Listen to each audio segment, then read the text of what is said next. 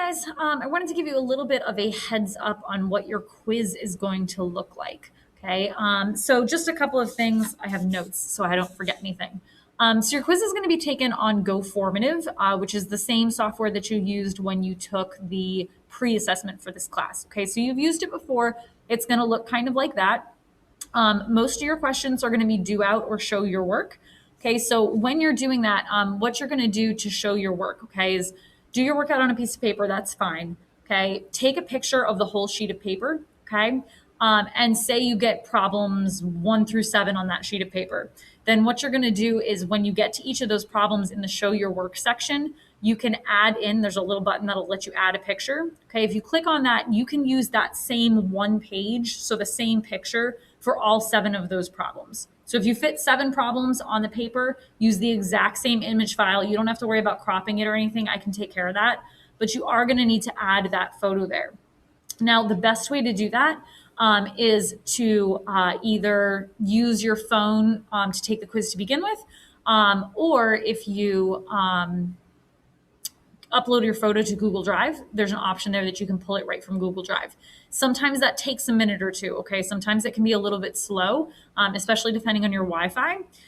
Just keep in mind too that if you're not on Wi-Fi, a lot of times Google Drive is set so that it won't upload files unless you are on Wi-Fi, okay? So if you're not on Wi-Fi, it may never upload the file unless you deliberately go in and tell it to.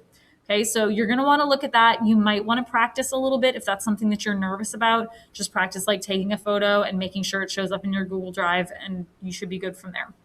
Okay. Now, if you have a touchscreen computer and you would rather just like use the built-in pen features, that is totally fine. If you want to make the effort to write with your mouse, that is also totally fine. Okay. So you are totally welcome to do it that way. Just if you're going to do the taking a picture of your work on a piece of paper route, that's what you're going to do. Okay, there will be a few problems that you're going to have to graph something. And in that case, I will give you a coordinate plane and you will have to graph that on the computer.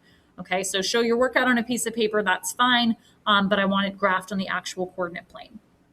Okay, so that's kind of what that is going to look like. You are going to have a time limit. Okay, I'll be really clear for your assessments on the agenda slide what your time limits are.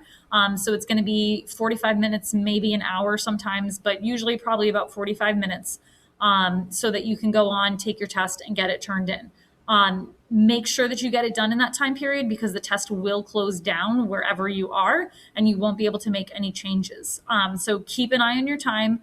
I'd recommend that you either like set an alarm on your phone or make sure that you have a clock handy or something just so that you can kind of keep track of that. Okay.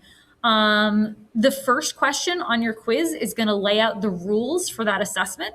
Generally speaking, your quizzes are either going to be completely no calculator or completely calculator, or you'll have different sections where like one section you can use your calculator and one section you can't. It will always be clearly labeled. So the top question is always going to say, okay, for this quiz, you can use your calculators or you can't use your calculators or whatever it is. If it's an assessment where some problems are calculator and some aren't, I will clearly go in and label each problem that this is calculator okay, this is calculator not okay. All right, so just make sure that you are following those rules. And the first question is going to ask you to sign saying that you understand the rules and that you agree to follow them. Okay, so you might have to do that with your mouse if you don't have a touch screen, that's fine. So just make sure that you're following those rules. Obviously, if you're taking this at home, I can't tell if you're cheating, okay? But ultimately, cheating is only going to hurt yourself. You guys are A-level students, so you should be stepping up here, making sure that you're doing the right thing and that you're actually learning this material really well, okay? And I think that is about it.